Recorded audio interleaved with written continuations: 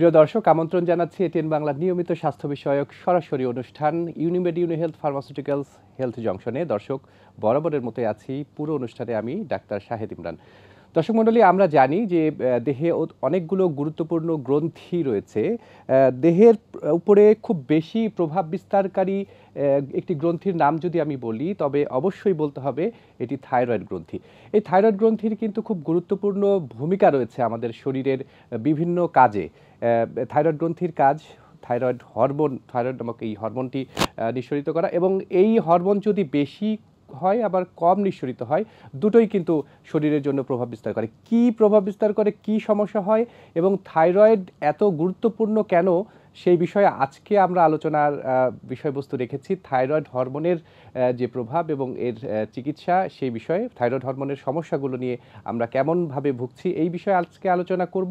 এবং আলোচনায় আপনারা নিশ্চয়ই জানেন যে এটিএন বাংলায় স্ক্রলে দেখানো নম্বরে আপনারা যেই নম্বরটি রয়েছে সেই নম্বরে আপনাকে আমাদের আলোচনায় যুক্ত হতে পারবেন। দর্শক মণ্ডলী, আজকে আমরা আলোচনা করছি থাইরয়েড গ্রন্থির বিভিন্ন সমস্যা নিয়ে, এবং আমাদের সাথে দুজন গুরুত্বপূর্ণ মানুষ বিশেষজ্ঞ যুক্ত আছেন। ঢাকার বাইরে থেকে, ময়মনসিংহ থেকে আমাদের অনলাইনে একজন যুক্ত রয়েছেন, এবং আমাদের স্টুডিওতে আছে দেশখ্যাত একজন চিকিৎসক। দর্শক, চলুন আমরা আজকে আমাদের অতিথিদের সঙ্গে পরিচয় করিয়ে দেব। দর্শক মণ্ডলী, আজকে আমাদের সাথে স্টুডিওতে রয়েছে এটিএন বাংলার অত্যন্ত জনপ্রিয় একজন চিকিৎসক, খ্যাতনামা হরমোন এবং ডায়াবেটিস বিশেষজ্ঞ ডাক্তার শাহজাদা সেলিম, বঙ্গবন্ধু মেডিকেল বিশ্ববিদ্যালয়ের হরমোন এবং ডায়াবেটিস বিভাগের সহযোগী অধ্যাপক। ডক্টর শাহজাদা সেলিম, আপনাকে স্বাগত জানাচ্ছি আমাদের স্টুডিওতে। ধন্যবাদ।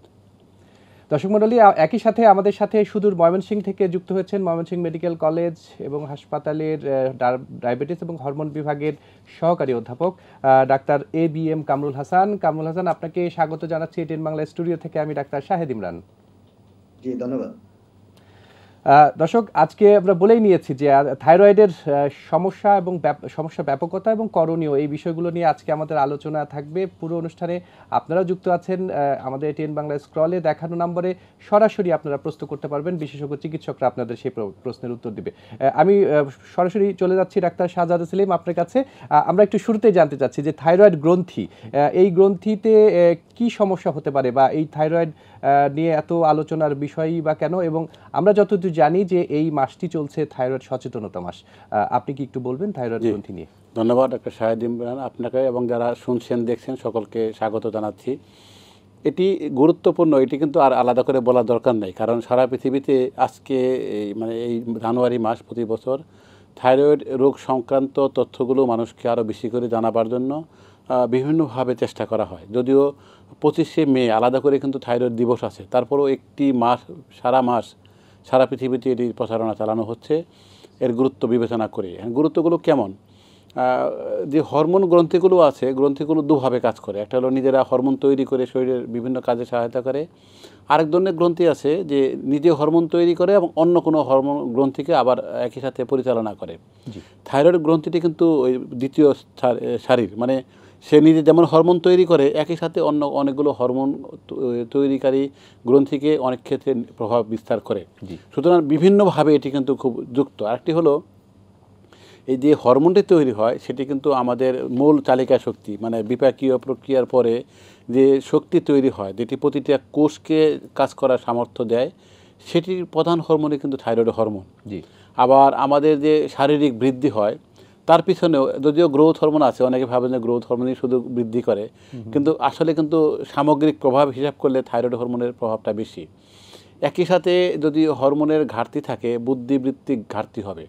তাহলে আমরা কিন্তু বাংলাদেশে অনেক কাল থেকে দেখেছি যে অনেক মানুষের লো আইকিউ, কম বুদ্ধিশুদ্ধি, হাবাগোবা হয়ে জন্মগ্রহণ করেছেন, তারপরে শেষ পর্যন্ত কিন্তু পরিপূর্ণ বুদ্ধিবৃত্তি তার বিকাশ ঘটেনি। তাদের একটা বড় অংশেরই কিন্তু থাইরয়েড হরমোনের ঘাটতি ছিল। এমনকি স্কুল, কলেজ, বিশ্ববিদ্যালয়ে যে ছাত্ররা ফলাফল ভালো করতে পারছে না, তাদের একটা অংশের কিন্তু থাইরয়েডের হরমোনের ঘাটতি রয়ে গেছে। আবার ইদানিং কিন্তু আপনি আশেপাশে অনেককে দেখবেন যে অনেকগুলো দম্পতি সন্তান নিতে চাচ্ছেন কিন্তু পারছেন না, এবং এই ক্ষেত্রে হয় মহিলাটির অথবা পুরুষটির অথবা দুজনেরই থাইরয়েড হরমোনের সমস্যা থাকতে পারে। তাহলে এমন কোনো জীবনের অংশ নেই যেখানে থাইরয়েড হরমোনের প্রভাব নেই। আচ্ছা, জি। খুব গুরুত্বপূর্ণ একটা বিষয়ে দর্শক, আমরা এই বিষয়টি আসলে আপনাদেরকে জানানোর চেষ্টা করি যে আমাদের এই দেহের বিভিন্ন অংশ অর্থাৎ গ্রন্থি এইগুলোর কাজ কি, এবং এই যে স্যার যেমনটি করে বলছিলেন যে আমাদের বুদ্ধিবৃত্তিক যে বিকাশ, সেই বিকাশেও কিন্তু অর্থাৎ ছেলে মেয়েদের, আমাদের শিশুদেরকেও কিন্তু এই বিষয়টি মাথায় রাখতে হবে যে যদি এরকম কোনো অসুবিধা হয় নিশ্চয়ই এটা চিকিৎসকের শরণাপন্ন হওয়া দরকার। খুব চমৎকার করে বলছিলেন শাহাদাত সেলিম আপনাকে। আমাদের সাথে অনলাইনে যুক্ত আছেন ডাক্তার ABM কামরুল হাসান। আপনি ময়মনসিংহ মেডিকেল থেকে আমাদের সাথে যুক্ত হয়েছেন। আপনি নিশ্চয়ই ভালো আছেন। ডক্টর কামরুল হাসান, আপনি আমাকে শুনতে পাচ্ছেন? জি, শোনা যাচ্ছে, আমি শুনতে পাচ্ছি। আমাকে শোনা যাচ্ছে? জি, আমরা শুনতে পাচ্ছি। কামরুল স্যার, আমরা একটু জানতে চাচ্ছি যে এই যে আমরা আজকে সচেতনতার কথা বলছি, বিশেষ করে এই মাসটি বলা হচ্ছে যে থাইরয়েড সচেতনতার মাস। আমাদের স্টুডিও থেকে ডক্টর শাহজাদা সেলিম উনি বলছিলেন যে কেন এটি সচেতনতার মাস হিসেবে নেওয়া হলো। আপনার কাছে কি মনে হয়? আমরা যে ঢাকার বাইরের যেই চিত্রটি সেটি একটু জানতে চাই যে থাইরয়েড হরমোনের সমস্যাগুলো নিয়ে আপনাদের কাছে কেমনভাবে রোগীরা আসেন, কি উপসর্গ নিয়ে আসেন, আপনারা কেমন ধরনের রোগী পান? ধন্যবাদ ডাক্তার শাহিদ ইমরান, এবং শুভেচ্ছা যারা শুনছেন। শাহাদাত সেলিম স্যার অলরেডি বলেছেন যে থাইরয়েড হরমোনের প্রভাব কত ব্যাপক। আসলে শরীরের এমন কোনো অঙ্গ বা এমন কোনো কোষ নেই যেখানে থাইরয়েড হরমোনের প্রভাব নেই। কাজেই প্রতিটা ক্ষেত্রেই যে কোনো অর্গানের ক্ষেত্রে আমাদের এই থাইরয়েড হরমোনের প্রভাব অবশ্যই আছে। এই জন্য এর যে ঘাটতি বা আধিক্যজনিত, অর্থাৎ বেশি হয়ে গেলে যে যে সমস্যাগুলো হয় সেগুলো কিন্তু বিভিন্নভাবে আমাদের কাছে আসে।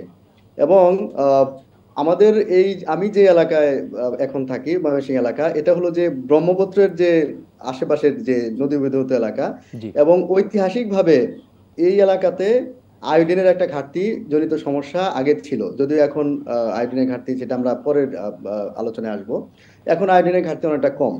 কিন্তু যদি আমরা সেই যে ইতিহাসটাকে যদি আমরা নিয়ে আসি, তাহলেও আমরা বলতে পারি যে সম্ভবত এই এলাকাতেই বাংলাদেশের সবচেয়ে বেশি থাইরয়েডের জনিত রোগের ঘাটতি বা প্রাদুর্ভাব বেশি, রংপুরের বেল্ট থেকে শুরু করে ময়মনসিংহ জামালপুরের যে এই বেল্টটা।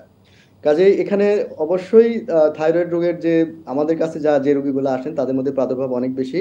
আসলে বাস্তবিক পক্ষে যেটা আমরা দেখি সেটা হলো যে এন্ডোক্রাইনোলজিতে, অর্থাৎ হরমোনজনিত রোগ যতগুলো আছে, এই রোগগুলোর মধ্যে সবচেয়ে বেশি রোগী হলো ডায়াবেটিসের, আমরা যাদেরকে দেখি। দ্বিতীয় সর্বোচ্চ রোগী কিন্তু থাইরয়েডের রোগী। কাজে এটাকে আমাদের মানে কোনোভাবেই ডাক্তার এবং রোগী কোনো দিক থেকেই হেলাফেলা করার আসলে সুযোগ নেই। এবং আমাদের দেশে থাইরয়েড রোগীর সংখ্যা অনেক, আমরা সংখ্যাগুলো নিয়েও আমরা পরবর্তী আলোচনায় আসবো। কাজে এটা আসলে খুবই মানে গুরুত্বপূর্ণ একটা বিষয়, এবং এই গুরুত্ব বিবেচনা করেই কিন্তু যে আমাদের যে বিশ্ব স্বাস্থ্য সংস্থা বলুন বা অন্যান্য যে আমাদের যে এন্ডোক্রাইন সোসাইটি গুলো আছে, বাংলাদেশ এন্ডোক্রাইন সোসাইটি সহ যত যত এন্ডোক্রাইন সোসাইটি আছে সারা বিশ্বে, সবাই কিন্তু এটাকে খুব সিরিয়াসলি নেয়, থাইরয়েডের যে রোগবালাইগুলোকে, এবং বিভিন্ন ধরনের ট্রেনিং বলেন, জনসচেতনতামূলক প্রোগ্রাম বলেন, এগুলো আমরা হাতে নিয়ে থাকি। তো ধন্যবাদ আপনাকে। জি, ধন্যবাদ ডাক্তার কামরুল হাসান। আপনি বলছিলেন আপনাদের ময়মনসিংহের অঞ্চলের যে বিষয়, এই হরমোন রিলেটেড অর্থাৎ থাইরয়েড হরমোনের সমস্যার কারণে কি ধরনের রোগী আসে। আমি একটু ডক্টর শাহজাদ সেলিম, ডক্টর কামরুল যেটি বলছিলেন যে ওনাদের অঞ্চলে কি ধরনের রোগী পাওয়া যায়, আমরা একটু জানতে চাচ্ছি যে থাইরয়েড হরমোন কি অঞ্চল ভিত্তিক কোনো সমস্যা রয়েছে কিনা, বিশেষ করে বাংলাদেশের কোনো অঞ্চলে বেশি থাইরয়েডের ক্রাইসিস বা থাইরয়েড রোগের ভুগছেন বেশি, এরকম কি অঞ্চল ভেদে কোনো? এটি খুব গুরুত্বপূর্ণ। এটি কিন্তু আগে থেকেও ধারণা ছিল আমাদের। অঞ্চলের ভাগাভাগিটা একটু অন্যরকম হবে, কিন্তু আঞ্চলিক প্রভাব রয়ে গেছে। যদি আমরা সারা পৃথিবীর দেশগুলোকে বলি, যে পৃথিবীর বিভিন্ন দেশের কিছু কিছু দেশ আছে যে একটু সমুদ্রের আশেপাশে নেই, অনেক দূরে থাকে। আবার কিছু কিছু দেশ আছে পুরাটাই দ্বীপ। কিছু কিছু দেশ আছে তার কিছু উপকূলীয় এলাকা রয়ে গেছে। তো সেগুলোর ভিত্তিতে কিন্তু থাইরয়েড হরমোনের সমস্যা বিভিন্ন রকম হয়। একটু উদাহরণ দিলে খুব স্পষ্ট হয়ে যাবে। যেমন জাপান তো পুরোটাই দ্বীপ রাষ্ট্র, এটা আমরা জানি সবাই। জাপানের থাইরয়েডের হরমোনজনিত একটা বড় অংশ কিন্তু হাইপার থাইরয়েডিজম, মানে হরমোন বেশি উৎপাদিত হচ্ছে সেরকম। আবার যে এলাকাতে সমুদ্র থেকে দূরত্ব যত বেশি, সেখানে আয়োডিনের ঘাটতি তত বেশি। সেই এলাকায় থাইরয়েড হরমোনের ঘাটতি তত বেশি, মানে হাইপোথাইরয়েডিজম রোগী তত বেশি। এখন এটাকে যদি বাংলাদেশের সাথে মেলায়, তাহলে দেখা যাবে অতীতের হিসাব করলে যে বঙ্গোপসাগর থেকে শুরু করে যত আমরা হিমালয়ের দিকে, এটা কিন্তু ভারতেও এর মধ্যে পড়বে, হিমালয়ের দিকে যত আগাতে থাকবো তত আয়োডিন কম পাবে মানুষ, তত বেশি হাইপোথাইরয়েডিজমে ভুগবে এবং গলায় গলার সামনে ফোলা, গলগণ্ড বা ঘ্যাগ রোগ এই রোগী বেশি পাবো। কিন্তু মাঝখানে একটু পরিবর্তন হয়েছে, তারপরেও হয়তো আঞ্চলিকতা রয়ে গেছে। পরিবর্তন হয়েছে যে 1993 সন থেকে 2007 পর্যন্ত ইউনিসেফের অর্থায়নে বাংলাদেশ সরকার ইউনিভার্সাল সল্ট আয়োডিনেশন নামে একটা প্রোগ্রাম চালাতেন। এই প্রোগ্রামের আওতায় বাজারে যত লবণ, আপনারা এটা কিন্তু সবাই জানেন, অন্যরা যারা শুনছেন তারাও জানেন, যে বাজারে যত লবণ থাকবে সকল লবণ প্যাকেটজাত হবে এবং এই লবণে পর্যাপ্ত আয়োডিন থাকবে যেটুকু মানুষের প্রয়োজন। এটি করার ফলে আমাদের এখানে আয়োডিনের খাবারের যে পরিমাণ আয়োডিন পাওয়ার কথা সেটি 30% থেকে 32% মতো ছিল। এই ইউনিভার্সাল সল্ট আয়োডিনেশন প্রোগ্রামের কারণে বেড়ে 89% পর্যন্ত হলো। এই প্রোগ্রামটি 2015-তে 2007 থেকে টেনে নিয়ে 15-তে গিয়ে টোটালি বন্ধ হয়ে গেছে। এখন বাজারে যে লবণ আছে এটা IPHN সরকারের জনস্বাস্থ্য পুষ্টি প্রতিষ্ঠান, তারা এটি দেখাশোনা করেন। তাদের নিজেদের কাছে যে তথ্য আছে যে ঢাকা এবং আশেপাশে এলাকার প্রায় 70% লবণে আয়োডিন আছে পর্যাপ্ত, কিন্তু এটি যত গ্রামের দিকে যেতে থাকছে, পেরিফেরির দিকে যত গিয়েছে তত কিন্তু আয়োডিনের পরিমাণ কমে গিয়েছে। তাহলে এই ক্ষেত্রে কিন্তু সেই আগের মতো অবস্থা না থাকলেও কিছু আঞ্চলিক ভাগ কিন্তু আবারও থেকে গেল। আয়োডিনের কথা বলছি এই কারণে, আয়োডিনই কিন্তু থাইরয়েড হরমোন তৈরির প্রধান কাঁচামাল।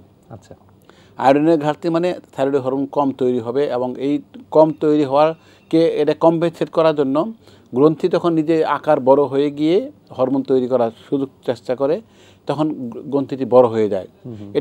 এটি করে হয়তো হরমোন সমান পরিমাণ তৈরি করতে পারে যে পরিমাণ দরকার, কিন্তু গ্রন্থিটি কিন্তু একটু অনেক বেশি বড় না হলেও কিছুটা বড় হয়ে যাবে।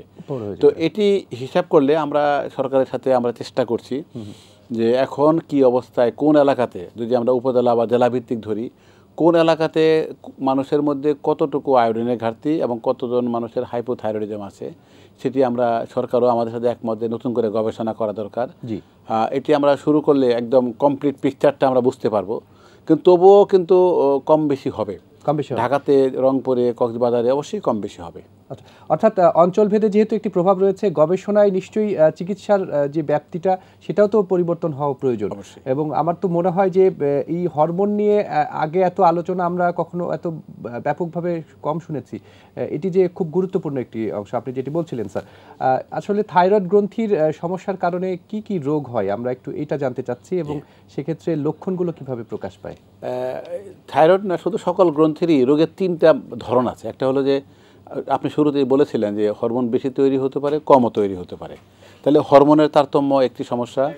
আমি যেমন মাঝখানে বললাম যে কিছু কিছু রোগীর আবার গ্রন্থিটি বড় হয়ে গেছে কিন্তু সে হরমোন ঠিকঠাক মতো তৈরি করতে পারছে, তাহলে শুধু গ্রন্থির আকার চেঞ্জ হওয়া এটি আরেকটা সমস্যা। আরেকটা হলো ক্যান্সার হতে পারে। থাইরয়েড সমস্যা, এই গ্রন্থির সমস্যাতে কি কি ধরনের রোগ এবং তার লক্ষণগুলো কিভাবে প্রকাশ পাবে, মানুষ কিভাবে জানবে বা রোগীর চিকিৎসকের কাছে কখন? এটা খুব গুরুত্বপূর্ণ এই কারণে যে বাংলাদেশে হয়তো 5 কোটির কাছাকাছি থাইরয়েডের রোগী রয়ে গেছেন। এদের অধিকাংশ প্রায় 3.5 কোটির মতো হবে হাইপোথাইরয়েডিজমের। এদের আবার 60% বেশি কিন্তু জানেন না যে উনি থাইরয়েডের সমস্যায় আক্রান্ত। এই জন্য আজকের আলোচনা আমার মনে হয় এটা সবচেয়ে গুরুত্বপূর্ণ তথ্য হতে পারে যে যারা শুনছেন তারা একটু খেয়াল করবেন যে আপনি আক্রান্ত কিনা। তাহলে কি হতে পারে যে থাইরয়েড হরমোনে যদি ঘাটতি থাকে তাহলে লক্ষণটা খুব দ্রুত দেখা দিবে না, কারণ শুরুতেই বলেছি যে এটা শুধু শারীরিক নয়, মানসিকভাবেও এটি প্রভাব বিস্তার করবে এবং বুদ্ধিবৃত্তি কমিয়ে দিবে। স্যার আমরা একটা দর্শকের প্রশ্নটা নিয়ে নিই, তারপরে আমরা নিশ্চয়ই আলোচনায় আসবো। দর্শক কে বলছিলেন, নাম বলে আপনার প্রশ্নটি করবেন। আমার নাম মোহাম্মদ দুলাল রেজা, চাপাইখান থেকে বলছি স্যার। জি বলুন। তো স্যার আমি হার্নিয়া চিকিৎসা করেছি 2-2.5 মাস হলো স্যার, তো ব্যথা করছে একটু। আমরা আরেকটু যদি পরিষ্কার করে বলেন আমরা বুঝতে পারছি। হার্নিয়ার ব্যথা আজকের আলোচনা বলছি যে আমি হার্নিয়ার অপারেশন করেছি। হার্নিয়ার সমস্যাটি, দর্শক ধন্যবাদ, আপনি প্রশ্ন করেছেন, আমাদের সাথে যুক্ত থাকেন। আমরা আজকে আলোচনা করছি হরমোন বিষয় নিয়ে। হরমোনের, থাইরয়েড হরমোনের সমস্যা নিয়ে যদি কোনো প্রশ্ন থাকে নিশ্চয়ই দর্শক আপনারা এই প্রাসঙ্গিক বিষয়ে আজকে প্রশ্ন করলে আমরা নিশ্চয়ই উত্তর দেওয়ার চেষ্টা করব। ডাক্তার শাহজাদ সেলিম, আমরা আলোচনায় ছিলাম। তো সেক্ষেত্রে যেহেতু মানুষের বুদ্ধিবৃত্তি কমে যাচ্ছে, লক্ষণগুলো কিন্তু সহজে দেখা দেবে না, এবং যুক্তরাষ্ট্রের মতো এরকম তো উন্নত দেশেও কিন্তু 60% মতো হাইপোথাইরয়েডিজম রোগী এরা অন্য কারণে ডাক্তারের কাছে গিয়েছে, তখন টেস্ট করে ধরা পড়ছে যে হাইপোথাইরয়েডিজমে আক্রান্ত। জি। বাংলাদেশে কিন্তু এটি আরও বেশি হবে। কিন্তু লক্ষণগুলো কেমন? তাহলে একটা হতে পারে যে মানসিক বৃদ্ধি কম, শারীরিক বৃদ্ধি কম। এটি কিন্তু কম বয়সী ছেলে মেয়েদের জন্য বেশি প্রযোজ্য হবে। কিন্তু বড়দের ক্ষেত্রে যেটা হবে, উনি যে কাজকর্ম করছিলেন সেখানে কিন্তু আগের মতো কাজ করতে পারবেন না। এই জন্য পৃথিবীর কিছু কিছু দেশে দেখা গিয়েছে যে একজন মানুষ কর্মী ছাঁটাই হয়ে গিয়েছে, কারণ উনি কাজের আগের মতো কাজ করতে পারছেন না, পারফরম্যান্স খারাপ। হ্যাঁ, খারাপ হয়েছে। পরে দেখা গেলো যে উনি আসলে হাইপোথাইরয়েডিজম রোগী। স্কুলে একটা ছেলে এরকম হতে পারে বা মেয়ে এরকম হতে পারে যে আগের ক্লাসগুলোতে তার ফলাফল ভালো ছিল, ইদানিং খারাপ হয়ে যাচ্ছে। অন্যরাও কিন্তু বুঝতে পারবে যে সে আগের মতো মনোযোগ দিতে পারছে না, অথবা দৈহিক স্থূলতা হচ্ছে, চুলের রং খারাপ হয়ে যাবে। কারো কারো ক্ষেত্রে একটু, মেয়েদের ক্ষেত্রে মুখে লোম হতে পারে, কিন্তু চামড়া সবারই আস্তে আস্তে মোটা হতে থাকবে। আচ্ছা। পায়খানা কম হবে। কারো কারো ক্ষেত্রে দেখা যাবে যে অল্প গরমেই সে একটু ঠান্ডাতেই কাতর হয়ে যাচ্ছে, একটু গরম হলে ভালো লাগবে। কিন্তু মেয়েদের ক্ষেত্রে বিশেষভাবে লক্ষণীয়, অনেকেরই মাসিকের সমস্যা হবে। জি। আবার কারো কারো ক্ষেত্রে মেয়ে ছেলে সবারই চুল পড়ে যাবে, বিশেষ করে এই যে ভুরুর বাইরের দিকের 1/3 কিন্তু থাকবে না অনেকেরই। আচ্ছা। এটি আরেকটি কারণ। আরেকটি হলো যে কারো কারো দেখা গেলো যে দিনের বেলাতেও একটু ঘুম ঘুম ভাব, আসলে ঘুম পাচ্ছে তা নয় কিন্তু। জি জি। আর আগের মতো যে পরিমাণ উদ্যম নিয়ে কাজ করতে ছিল সেটা কিন্তু সে হতে পারে না, একটু নেতিয়ে পড়ার ভাব। এটা হলো হাইপোথাইরয়েডিজমের। হাইপারথাইরয়েডিজম উল্টাটা কিন্তু হবে। আচ্ছা। এদের আবার হাইপোথাইরয়েড কিন্তু কারো কারো হৃদস্পন্দনও কমে যাবে। তাহলে হাইপারথাইরয়েড ঠিক উল্টা করে দিলেই হবে, হৃদস্পন্দন বেড়ে যাবে, ঘন ঘন পায়খানা হতে পারে, অস্থির লাগবে, মানে সে সবসময় ছটফট ভাব। কিন্তু একই সাথে ঘুমেরও ডিস্টার্ব হচ্ছে, মানে সুস্থিরে ঘুমাতে, মানে বুক ধরপড় করবে, ক্ষুধা বেড়ে যাবে, কিন্তু তারপরে ওজন কমে যেতে পারে, ঘাম বেড়ে যেতে পারে। এবং এই ক্ষেত্রে ওনার আগেরটা যেমন ঠান্ডা ভালো লাগতো, এর গরম, ঠান্ডা খারাপ লাগতো, এর গরম খারাপ লাগবে। দুই গ্রুপের রোগীরই কিন্তু যদি মহিলা হয় মাসিকের অনিয়মিত হতে পারে। আচ্ছা। এবং আরেকটি হলো যে গলা, হাইপো এবং হাইপারের দুই ক্ষেত্রে গলা কিন্তু ফুলে যেতে পারে, মানে গলগণ্ড হতে পারে। আর আরেকটি যে ক্যান্সারের ক্ষেত্রে খুব সতর্ক থাকা উচিত, যে অধিকাংশ ক্ষেত্রে ক্যান্সারে কিন্তু শুরুতে কোনো লক্ষণ দেখা দিবে না। এবং যে লক্ষণগুলো হাইপোথাইরয়েডিজম, হাইপারথাইরয়েডিজমের কথা বললাম, এগুলোর মতোই হতে পারে, কিন্তু আমরা তখন ওই লক্ষণগুলো মিলিয়ে সুনির্দিষ্টভাবে ক্যান্সার আছে কিনা সেটি জেনে নেবার জন্য পদক্ষেপ নেই। পদক্ষেপ নেওয়া দরকার। ধন্যবাদ ডক্টর কামরুল হাসান। আমরা আলোচনা করছিলাম যে লক্ষণগুলো নিয়ে। আমাদের ডক্টর শাহজাদ সেলিম খুব ভালোভাবে বলছিলেন যে কি কি লক্ষণ আসলে প্রকাশ পায়। আমরা একটু জানতে চাচ্ছি যে আপনাদের কাছে কোন লক্ষণ, এই যে এতগুলো লক্ষণের কথা বলছিল, কোন কোন লক্ষণ নিয়ে বেশি রোগী আপনাদের কাছে আসে এবং আপনারা চিকিৎসায় কতটুকু পারদর্শিতা দেখাতে পারছেন? কেননা সেখানে তো আমরা ভাবি এখনো যে চিকিৎসা, খুব ভালো চিকিৎসা নিতে গেলে ঢাকায় আসতে হয়। ময়মনসিংহে আপনারা আপনাদের হাসপাতালে কি করছেন? ধন্যবাদ ডাক্তার সাহেব। যেটা বলছিলেন যে doctor Shahzad Salim sir already বলেছেন যে এই হরমোনের বাংলাদেশের প্রাদুর্ভাব কিন্তু আসলে খুবই ব্যাপক, এবং এটা আঞ্চলিকতা থাকলেও বিভিন্ন জায়গায় এটা ইন জেনারেল আমরা বলতে পারি যে কমপক্ষে আমাদেরও কিছু গবেষণা আছে যেগুলা স্বল্প পরিসরে, তাও দেখা যাচ্ছে কমপক্ষে 20% রোগী আছে যারা থাইরয়েডের বিভিন্ন সমস্যায় ভুগছেন। তো আয়োডিনের যে প্রভাব সেটা হয়তো আমরা কিছুটা মেকআপ করতে পারলেও এখন যে সমস্যাটা দেখা যাচ্ছে সেটা হলো যে অ্যান্টিবডি তৈরি হচ্ছে থাইরয়েডের বিরুদ্ধে, এই এবং আয়োডিন ঘাটতি পূরণ হওয়ার সাথেও এর একটা সম্পর্ক আছে। অর্থাৎ এবং আয়োডিন কোনো কোনো ক্ষেত্রে কিছু গবেষণা আছে দেখা যাচ্ছে যে আমাদের অতিরিক্ত আয়োডিনও আমাদের কিছু কিছু রোগের ক্ষেত্রে পাওয়া যাচ্ছে। তো এগুলো মিলে নতুন ধরনের সমস্যা আসলে এখন এটা শুধু বাংলাদেশে না, সারা বিশ্বে তৈরি হচ্ছে। আমাদের কাছে যে সমস্যাগুলো বেশি নিয়ে আসে সেগুলো আসলে এখন মানুষজন অনেক সচেতন। এই ধরনের সিমটম, এই ধরনের উপসর্গ কিন্তু অনেক মানুষই জানেন, বিশেষ করে যারা শিক্ষিত। বিভিন্ন রকমের আমাদের যে পত্রিকা বা বিভিন্ন রকমের সোর্স, ইন্টারনেট, বিভিন্ন রকমের সোর্স থেকে তো অনেকেই এখন থাইরয়েড হরমোন নিজেরাই পরীক্ষা করান, এটা একটা বিষয়। দ্বিতীয় হলো যে আমাদের কাছে যারা আসেন তাদের উপসর্গ এগুলা থাকলেই কিন্তু চলে আসেন, অলরেডি ডাক্তার শাহজাদ সেলিম বলেছেন। আমাদের কাছে বেশিরভাগ হরমোন বিশেষজ্ঞদের কাছে কিন্তু বেশিরভাগ রোগী কিন্তু টেস্ট করে তারপর আসে। আমরা খুব কম রোগী পাই যে যাদেরকে আমার কাছে আসে যে এই সমস্যা স্যার আমাদের পরীক্ষা করান, এরকম রোগী কিন্তু আমাদের কাছে খুব কম। পরে আমরা যখন জিজ্ঞেস করাই যে টেস্টটা কেন করা হলো বা আগের ডাক্তার যিনি আমার কাছে পাঠিয়েছেন এই টেস্টটা কেন করেছিলেন, তার মধ্যে সবচেয়ে বেশি দেখা যায় যে ওনার ওজন বেড়ে যাচ্ছে, ওনার কোনো কারণে শরীরে একটা ফোলা ফোলা ভাব চলে আসছে, অর্থাৎ হাতে পায়ে পানি আসার থেকে শুরু করে চোখ মুখে একটা ফোলা ফোলা ভাব চলে আসছে, বা মহিলাদের ক্ষেত্রে বাচ্চা হচ্ছে না, তারপর দেখা যাচ্ছে যে বারবার প্রেগনেন্সি লস হচ্ছে মহিলাদের ক্ষেত্রে। জি। তো এই ধরনের প্রবলেম নিয়েই কিন্তু আমাদের এই ধরনের রোগীগুলো আমাদের কাছে বেশি আসে। আরেকটা খুব প্রবলেম নিয়ে আসে, সেটা হলো যে অলরেডি বলেছেন যে গলা ফোলা। অনেকে এই এই প্রবলেম নিয়ে আসে, বিশেষ করে মহিলারা। অর্থাৎ গলা যদি দেখা যায় যে যেটাকে আমরা বলি গলগণ্ড রোগ, এইটা বা ইংরেজিতে গয়টার বলি। তো এই প্রবলেম যদি কারো থাকে, দেখা যাচ্ছে যে উনি হয়তো ওনার সরাসরি বিশেষজ্ঞ না ডাক্তার না দেখিয়ে কোনো একজন জেনারেল ফিজিশিয়ান বা অন্য স্পেশালিটি ডাক্তার দেখিয়ে থাইরয়েড হরমোনের পরীক্ষা করছেন। যদি কোনো সমস্যা থাকে, এমনকি সমস্যা না থাকলেও গলা হরমোন হয়তো ভালো আছে, তারপরেও আমাদের কাছে চলে আসেন যে এই গলা ফোলার ব্যাপারে এটা কমানো যায় কিনা, জি। বা অন্য কোনো ইয়ে করা যাচ্ছে কিনা সেগুলো। জি। হ্যাঁ, আরেকটা বিষয় হলো যে এখন কিন্তু বাংলাদেশের মোটামুটি প্রান্তিক পর্যায়েও অর্থাৎ জেলা পর্যায়েও কিন্তু থাইরয়েডের যে অ্যাটলিস্ট প্রাথমিক যে পরীক্ষা নিরীক্ষাগুলো সেগুলো কিন্তু হচ্ছে। এমনকি উপজেলা পর্যায়েও, যদিও সেটা এখনো স্ট্যান্ডার্ডাইজড কোনো ইয়েতে হয় না, তারপরেও কিন্তু অন্তত যে টিএসএইচ, যেটা থাইরয়েড স্টিমুলেটিং হরমোন, যে প্রাথমিক যে পরীক্ষাটা, সেটা কিন্তু একদম উপজেলা পর্যায়ে এখন হয়। কাজে এদিক দিয়ে একটু ভালো অবস্থানেই আছে বলা যায় যে হরমোন রোগগুলোর মধ্যে অন্যান্য হরমোনজনিত সমস্যার তুলনায়। এবং ওষুধ যেগুলো আমাদের জন্য প্রধান ওষুধ, সেগুলো কিন্তু মোটামুটি একদম গ্রামের বাজারেও এখন পাওয়া যাচ্ছে। কাজেই এই চিকিৎসাগুলোতে খুব বেশি যে সমস্যা প্রত্যন্ত অঞ্চলে আমরা অনুভব করি তা না। চিকিৎসা অনেকটা, ঢাকাতে কিছু টেস্ট ফ্যাসিলিটি ভালো, এবং কিন্তু চিকিৎসার ব্যাপারে যদি আমরা বলি, এটা সারা বাংলাদেশে মোটামুটি এটা সহজলভ্য। কিন্তু এবং ময়মনসিংহ মেডিকেল কলেজ তো টারশিয়ারি পর্যায়ের একটি অত্যন্ত আধুনিক একটি হাসপাতাল, আমরা জানি। আপনাদের ওখানে হ্যাঁ, এই চিকিৎসা কি সহজলভ্য নয়? অবশ্যই।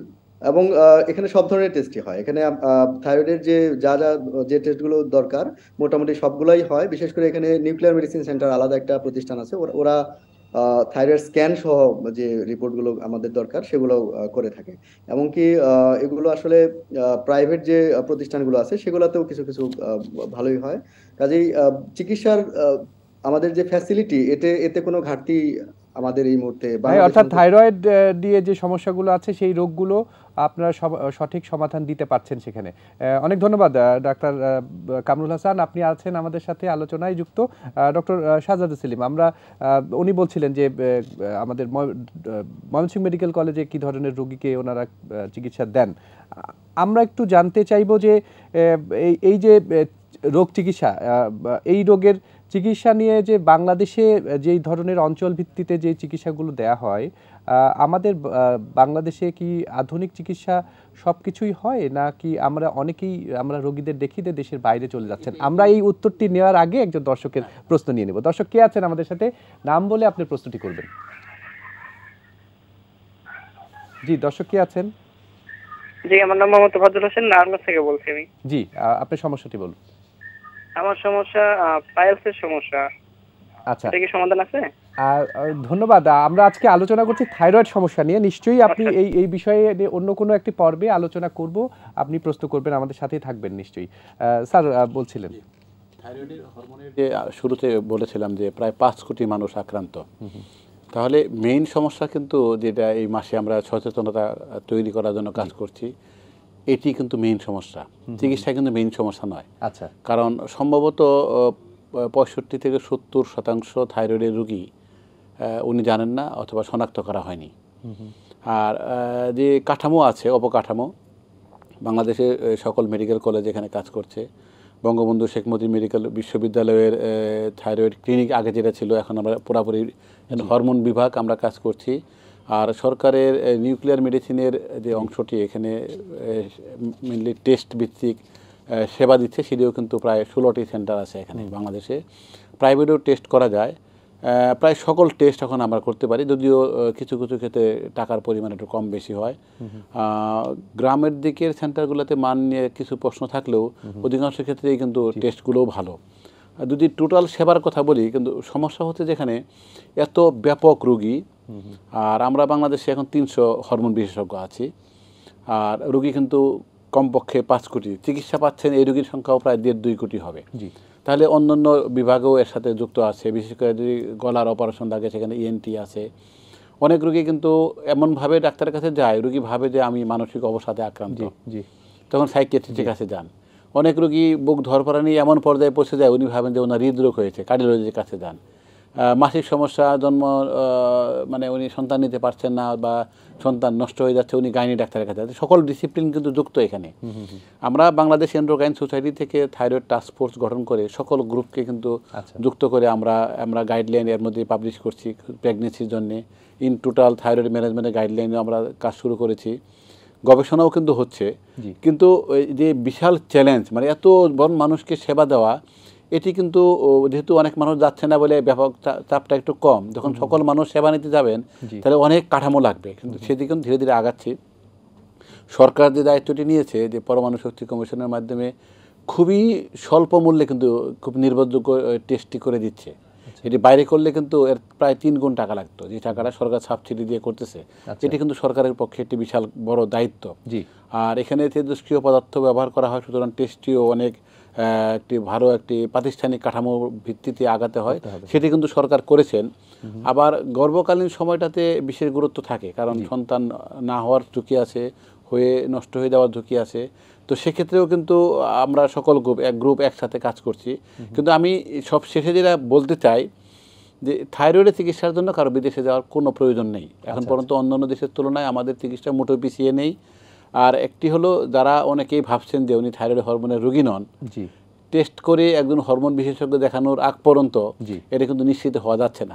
তাহলে সকলকে কিন্তু একবার জেনে নিতে হবে। কারণ মনে করেন একটি ছেলে বা মেয়ে পড়াশোনায় খালি খারাপ করছে, এরপরে আমি দেখলাম যে হাইপোথাইরয়েডিজমে আক্রান্ত, কিন্তু খারাপ কিন্তু প্রতিষ্ঠিত হয়ে গেছে। তাহলে আমরা চাই কি যে খারাপ হওয়ার আগেই আমরা সমস্যার সমাধান করে নিই, যাতে সে একজন মেধাবী মানুষ হিসেবে বেড়ে উঠতে পারে। অথবা আগামী প্রজন্মের জন্য এই থাইরয়েড এটা একটা গুরুত্বপূর্ণ পদক্ষেপ আছে এখানে। পৃথিবীর বেশিরভাগ উন্নত দেশ নিশ্চিত করেছে যে প্রতিটি সন্তান জন্মগ্রহণ করলে ওর নাগরিক অধিকার হিসেবে একটি অধিকার হবে, 7ম নাগরিক অধিকার, সেটি হলো থাইরয়েড হরমোন জানা, এবং এটি কিন্তু লিপিবদ্ধ থাকতে হবে। এতটা গুরুত্বপূর্ণ, খুবই গুরুত্বপূর্ণ। সেটি বলছিলাম যে এটা কি স্ক্রিনিং এর মাধ্যমে বা একটি সন্তান জন্মের পরপরই কখন আপনি যেটুকু বলছিলেন যে বিভিন্ন সময় বিভিন্ন কারণে কার্যক্রম দেখে বোঝা যায় যে অনেক সময় সে তার থাইরয়েডের সমস্যা হতে পারে, এটি তো সাধারণ মানুষের পক্ষে বোঝা সম্ভব নয়। তো সেক্ষেত্রে কি এরকম কোনো কার্যক্রম হাতে নেওয়া যায় যে প্রতি বছর অথবা সন্তান জন্মের পরে নেওয়া যায় না? কিভাবে করা হবে? নিতেই হবে। কারণ আমরা এখন পৃথিবীতে কীরকম মানুষ চাই? সুশিক্ষিত এবং সুস্বাস্থ্যের অধিকারী মানুষ চাই। সুশিক্ষা তো এখন ব্যাহত হবে, সুস্বাস্থ্যও ব্যাহত হবে। এবং এটি কিন্তু 10 দিনের বাচ্চারও হতে পারে, 10 মাসের বাচ্চারও হতে পারে, 10 বছরের বাচ্চারও হতে পারে। তাহলে এই জন্যই সরকারকেই উদ্যোগটা নিতে হবে।